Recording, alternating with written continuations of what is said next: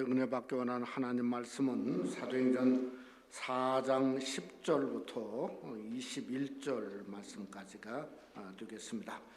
우리 신약성경 192페이지 사도행전 4장 10절부터 21절 말씀까지 우리 한 절씩 교독하도록 그렇게 하겠습니다. 제가 먼저 10절 말씀 먼저 봉독하죠. 너희와 모든 이스라엘 백성들은 알라. 너희가 십자가에 못 박고 하나님이 죽은 자 가운데서 살리신 나사렛 예수 그리스도의 이름으로 이 사람이 건강하게 되어 너희 앞에 섰느니라.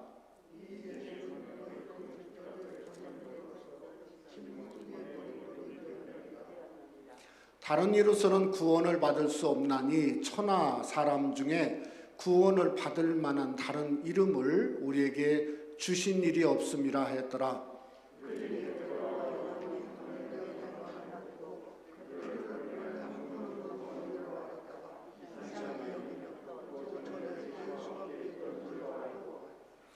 또 병 나은 사람이 그들과 함께 서 있는 것을 보고 비난할 말이 없는지라.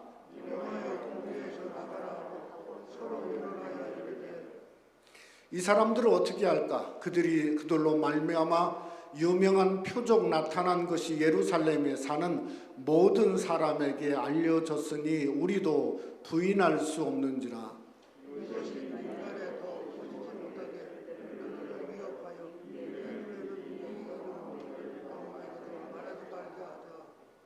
그들을 불러 경고하여 도무지 예수의 이름으로 말하지도 말고 가르치지도 말라 하니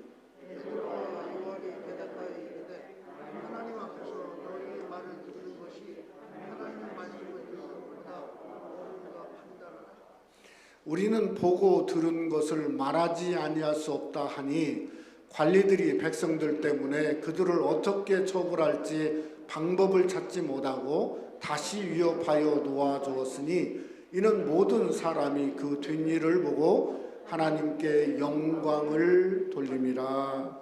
아멘. 감사합니다. 우리 한번 인사 한번 합시다. 우리 반갑습니다. 은혜 많이 받읍시다. 서로 한번 인사 한번 했으면 좋겠습니다. 예, 감사합니다. 오늘은 우리 3.1운동 102주년을 맞이하는 너무나 뜻깊은 주일입니다. 한일 합방이라고 하는 우리 민족의 치욕의 항거에서 1919년에 일어났던 민중봉기가 3.1절이다 이렇게 생각을 합니다. 독립선언서에 서명했던 민족 대표 33명 중에 16명이 예수를 믿는 그리스도인들이었습니다. 당시 인구가 2천만 명 정도로 추산을 하고 있고요. 또 당시 그리스도인들은 30만 명 정도, 어느 분은 32만 명도 이야기를 하는데 이렇게 추산하고 있는데 이 30만 명이 우리 2천만 한 결례를 움직였다고 하는 것은 이건 참 엄청난 영적인 능력이다 이렇게 말할 수 있는 거죠. 도대체 그런 파워와 능력이 어디서 나왔을까? 이게 너무 참 일백이준을 보면서 맞이하면서 궁금하더라고요. 그 당시에 닥터 셔우드 홀이라고 하는 분이 조선회상이라고 하는 이렇게 두꺼운 책을 썼습니다. 그는 그 책에서 이런 말을 했어요. 3.1운동에서 많은 그리스도인들이 체포되고 죽임을 당했다는 겁니다. 근데 그걸 보면서 민중들이 기독교인들이 조국의 애국자라고 하는 것을 인식을 하게 되었다는 거예요. 그러면서 하는 말이 조선 기독교인들은 통성으로 소리내서 기도하기를 좋아했다. 그 통성의 소리는 가슴에서 터져 나오는 소리였고 그들의 믿음은 마치 산을 움직일 만큼 강했다. 이렇게 책에 기록하고 있음을 봤습니다. 그러니까 엄청난 힘이 기도에서 나왔다 하는 것을 우리가 알 수 있고요. 또 하나는 일제 탄압이라고 하는 것에 이 3.1운동의 어떤 저항정신, 민족정신, 어떤 저항신앙은 통성기도로 말미암았다, 이렇게 생각할 수 있다는 거죠.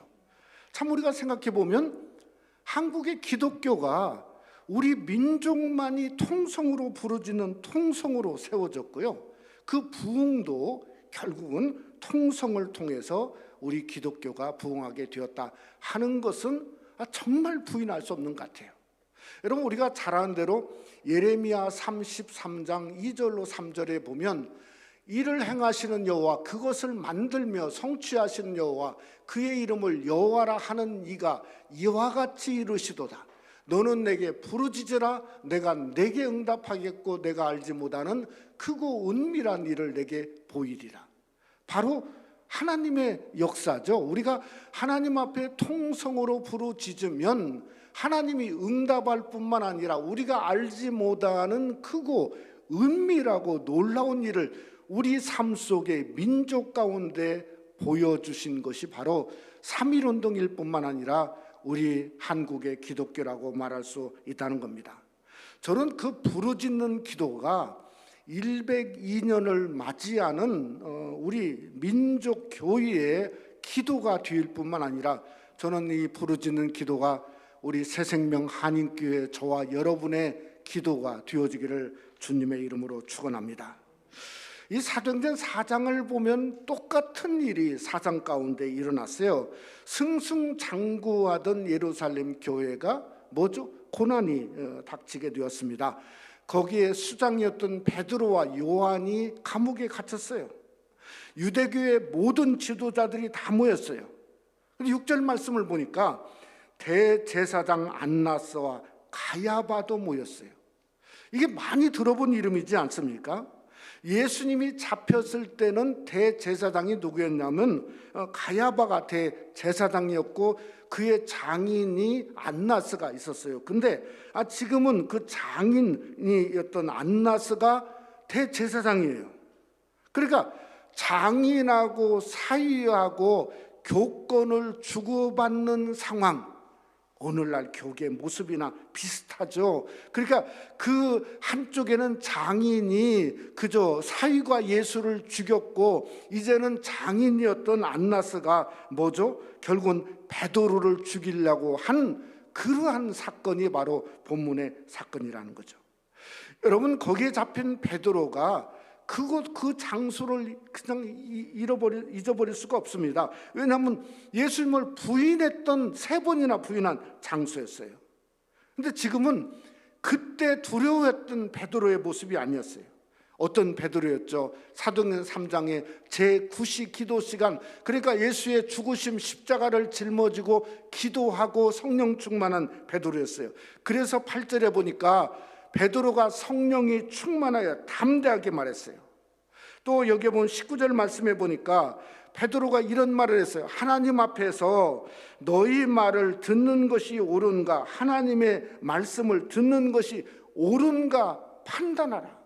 그러니까 하나님 앞이라고 하는 말은 이것은 코람데오의 신앙입니다. 코람이란 말은 앞이라는 뜻이고 데오란 말은 데오스, 하나님이라는 뜻이에요. 그러니까 하나님 앞에서 사람 말을 듣는가, 하나님의 말씀을 듣는가, 어떤 것이 옳은가 판단하라는, 그러니까 이 코람데오가 지금 베드로가 여기서 한 번 말하고 끝난 것이 아니라 사실은 코람데오가 사도행전의 시작이었다는 거죠. 사도행전의 시작뿐만 아니라 사도행전의 기틀이었다는 거예요. 기틀.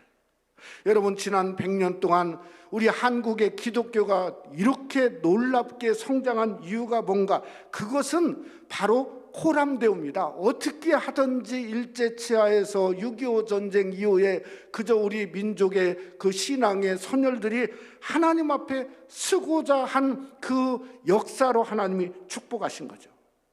근데 근래에 기독교가 무너진 이유가 어디 있는가?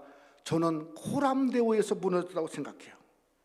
하나님 앞에 서야 되는 교회 종들, 교역자들이 뭔가 어디에 서고 있는 거죠? 사람 앞에 서고, 교권 앞에 서고, 세상 앞에 서고, 소위 만몬이라고는 돈 앞에 서 있지 않습니까? 요즘에는 팬데믹 앞에서 꼼짝 못하는 상황 속에 서 있기 때문에 그렇다는 겁니다. 저는 그래서 3.1절 기념주일을 맞이한 저와 여러분, 우리 새생명 성도 먼저 베드로처럼 코람되어 하나님 앞에 서시기를 주님의 이름으로 축원합니다. 이 코람데오가 우리 새생명 한인교회 저는 영적인 기틀이라고 생각해요.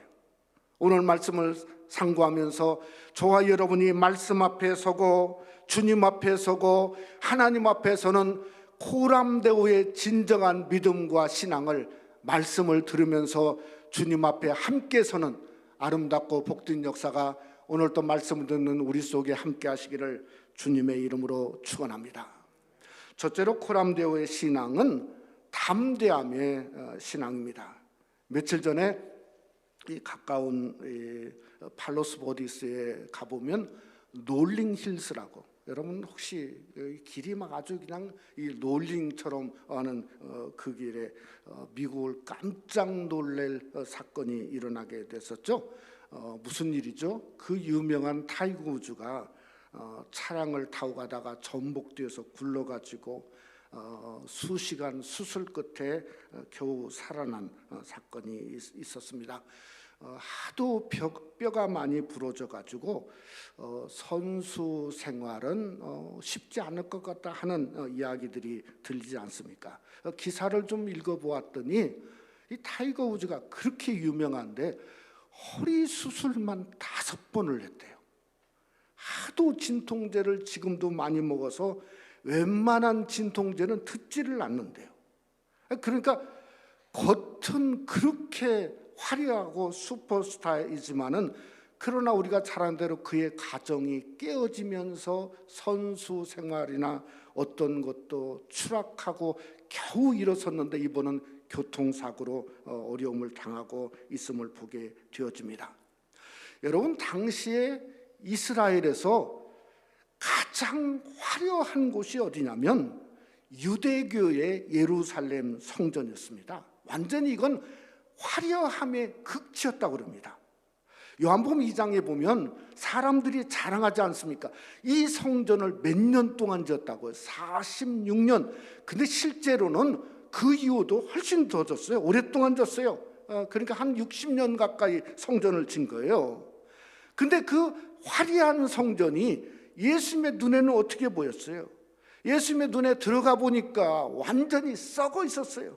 그래서 누가복음 19장에 뭐라고 했냐면 너희가 이 하나님의 성전을 강도의 구렬로 만들었다는 거예요. 또 마태복음에 보면 뭐라고 말했냐면 겉은 아름답게 꾸몄지만은 속은 회칠한 무덤 같다, 성경은 말하고 있지 않습니까? 그러니까 예수님이 들어가면 유대교가 침노를 당하고 있는 꼴이에요. 그래서 그 사람들은 자기들을 지키려고 예수님을 죽였어요. 예수님을 죽이면 끝나겠다.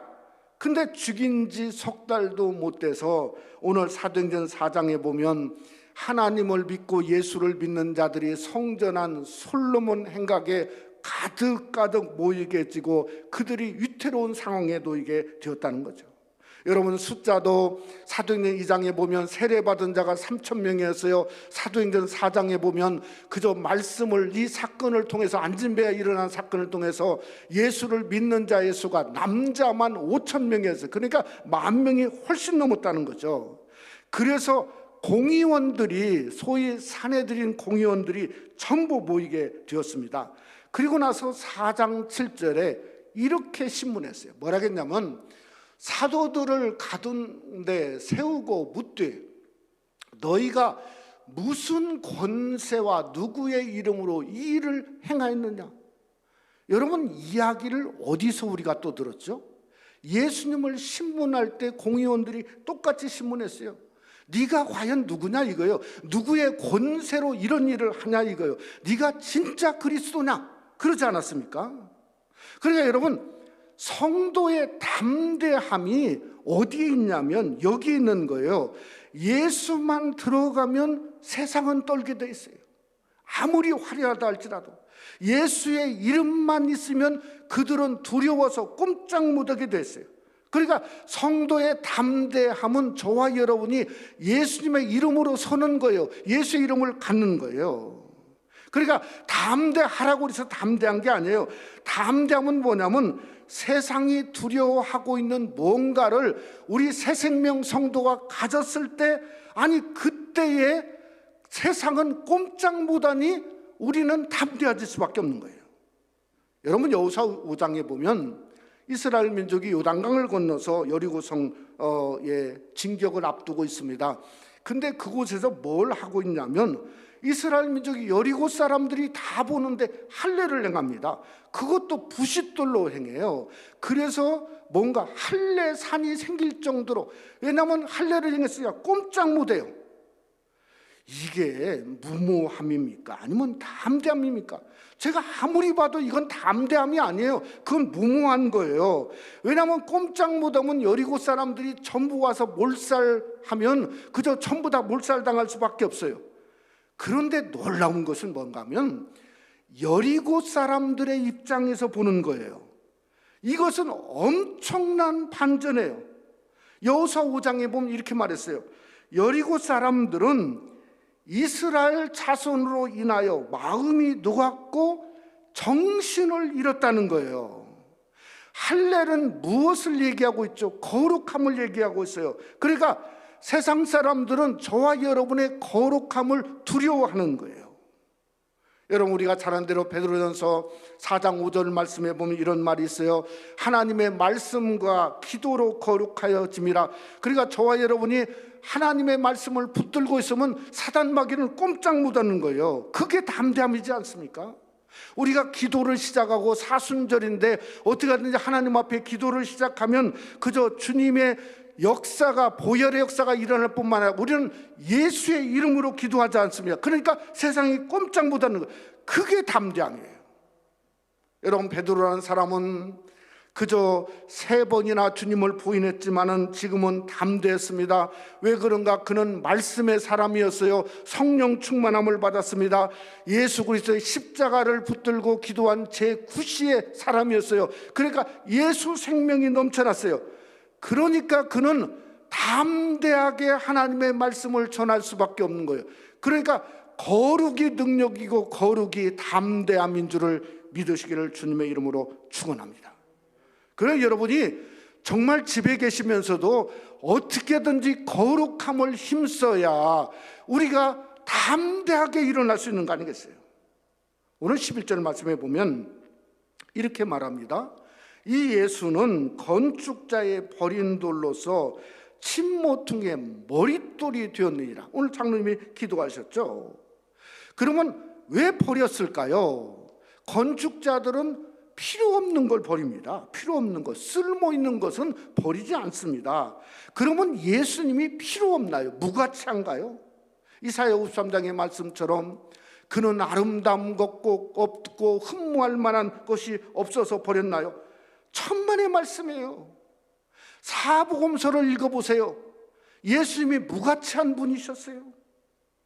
아니 예수님처럼 사복음서를 읽으면 그분처럼 아름답고 그분처럼 귀하고 그분처럼 능력이 나타나고 그분처럼 복된 분이 어디가 있어요? 만약에 무가치한다면 아니 왜 사복음서가 있어요? 여러분 무가치하다는 말은 헬라 말로 무슨 단어? 아로고스라는 단어를 씁니다. 그런데 버렸다는 말이 아로고스라는 말을 쓰지 않았어요. 그러니까 무가치하다는 뜻이 아니라 엑소데오라는 말을 썼어요. 엑소데오는 버렸다는 뜻인데 왜 버렸는가? 멸시하고 거부했다는 뜻을 가지고 있어요. 그러니까 예수님을 멸시하고 거부했어요. 왜 멸시하고 거부했나? 2가지만 한번 생각해 보죠. 첫째는요, 다르니까 그래요. 생각이 다르고 뜻이 다르고 가는 길이 다르고 질이 다르고 그저 하는 일이 그들과 다른 거예요. 그러니까 그들이 멸시하고 버려버린 거예요. 2번째는 너무 큰 거예요. 예수님을 보니까 너무 위대하고 너무 영광스럽고 너무 존귀해요. 아니, 사람과는 비교할 수 없어요. 그러니까 어둠 속에 있는 사람들이 어둠이 너무 좋아서 빛을 버려버린 거예요. 성경의 요한복음 1장에 그렇게 말했잖아요. 그래서 예수님을 거부한 것이라고 성경은 말씀하고 있다는 거죠. 저는 더 놀라운 것을 여기서 발견하게 되었습니다. 아니, 예수님을 세상 사람들이 버린 순간에 누가 덕을 봤냐면 버려진 자들이 덕을 봤어요. 어디가 나오죠? 마태복음 4장에 나옵니다. 흑암에 앉은 백성이 큰 빛을 보았어요.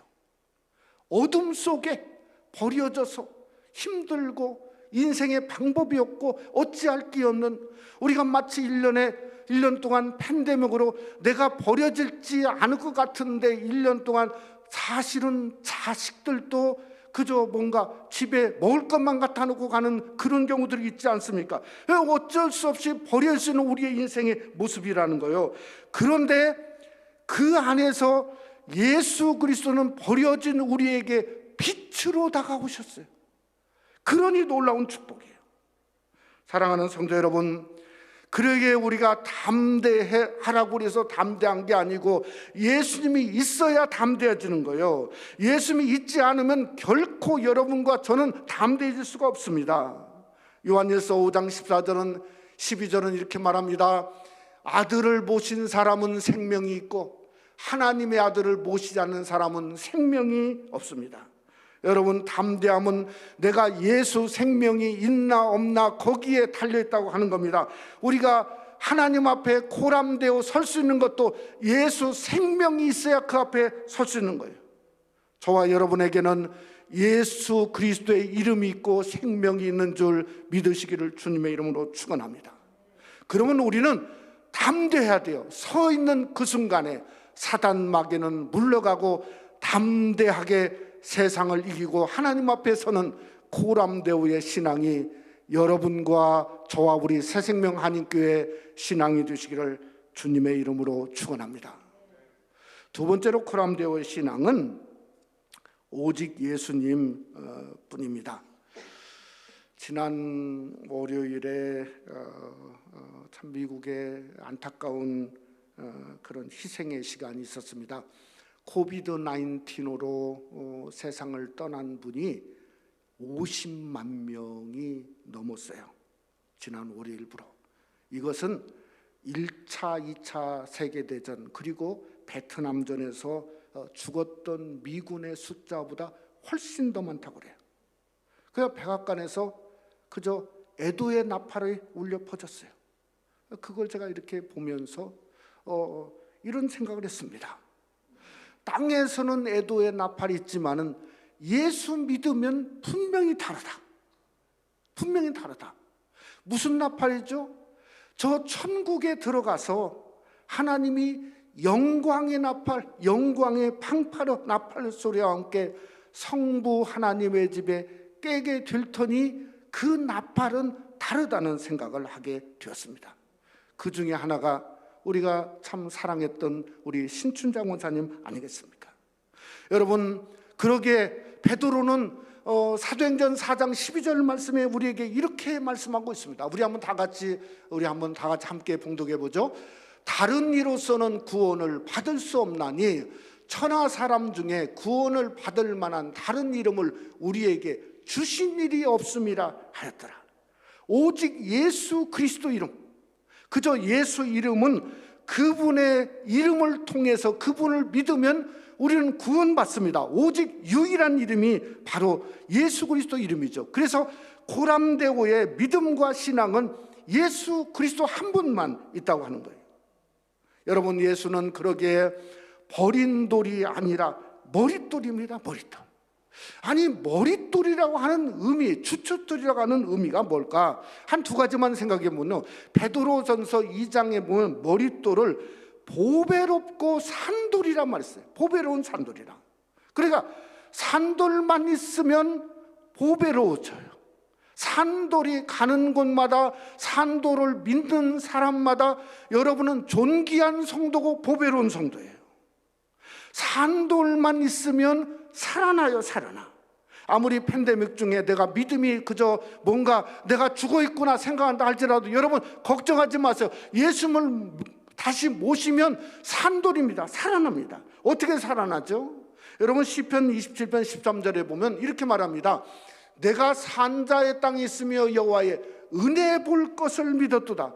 그러니까 예수 믿으면 죽은 자도 살아나고요, 땅도 살아나고 누워 있어도 그게 그저 죽은 자의 침대가 아니고 산 자의 침대고, 교회도 그저 예수 안에서 살아나는 역사가 3월 달에 우리 교회에 함께 일어날 줄 믿으시기를 주님의 이름으로 축원합니다.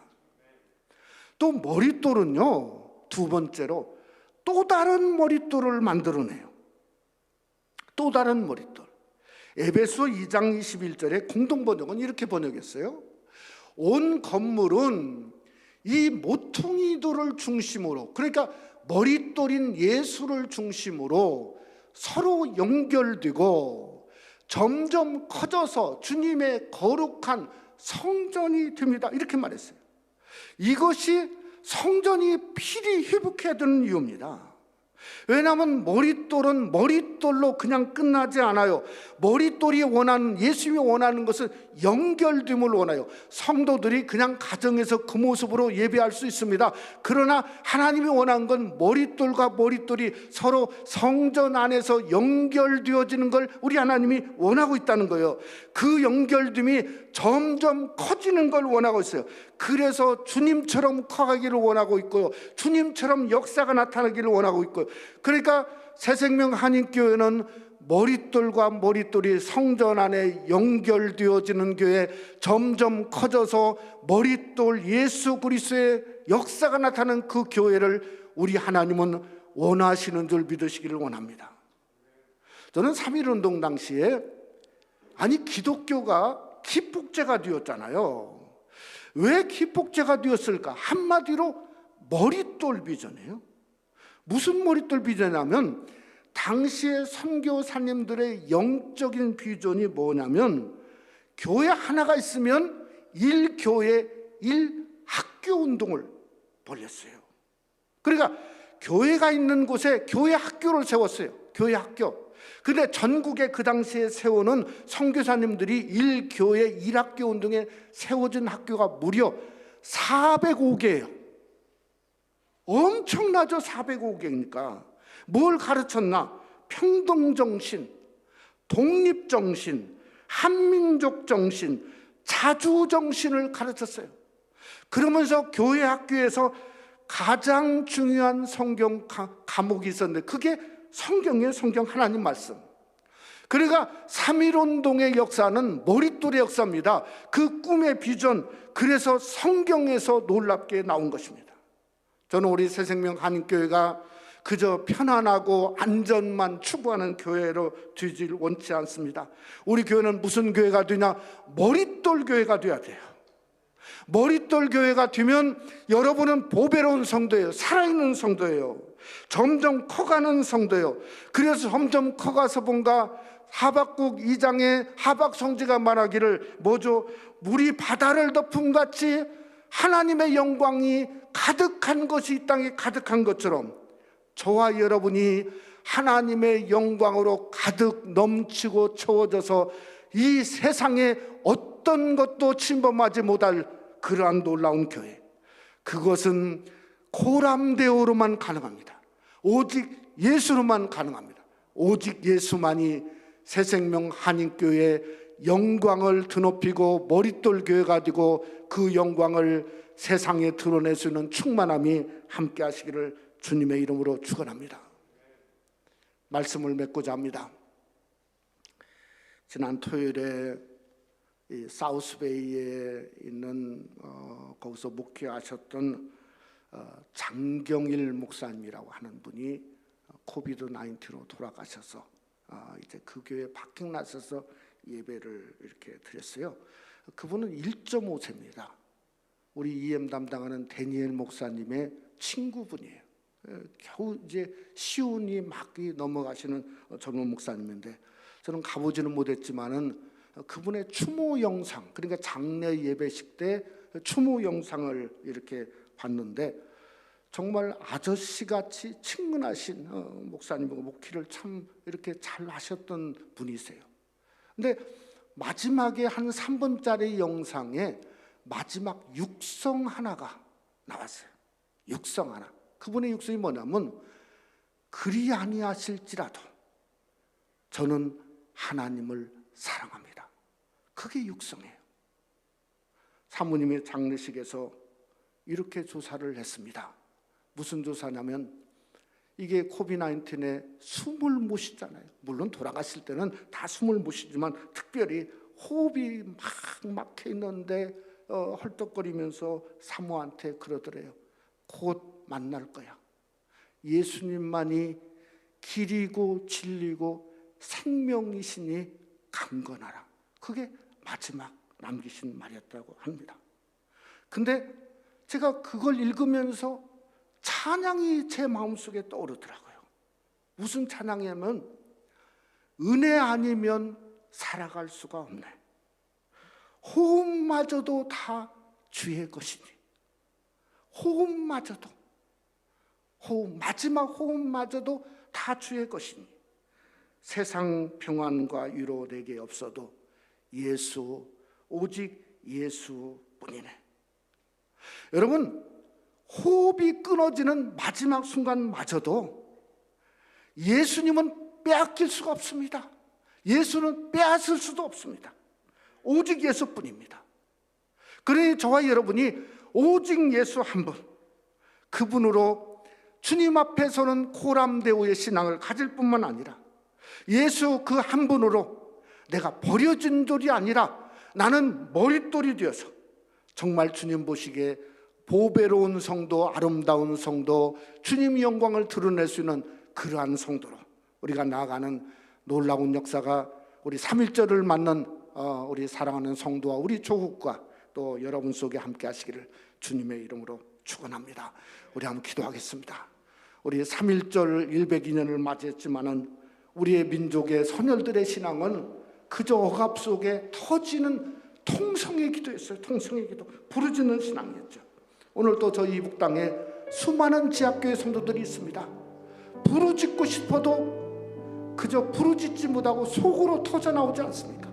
언젠가는 터져나와서 그것이 평양에도 신의주에도 저 함흥에도 원산에도 하나님의 교회가 올라 퍼질 수 있도록 조국이 속히 저 38선 신선생이 떠나가게 되려고 위해서 한번 기도하시고, 다른 게 능력이 아니고 다른 게 담대함이 거룩함입니다. 거룩함, 성도의 거룩함은 그게 담대함입니다. 우리가 주님 안에서 우리가 머릿돌이 되어서 예수 이름으로 붙들고 그리 아니하실지라도 나는 하나님 한 분만을 사랑합니다는 진정한 고백이 임하게 해달라고 우리 한번 통성으로 주여 한번 부르고 우리도 한번 통성으로 다 같이 한번 기도하겠습니다.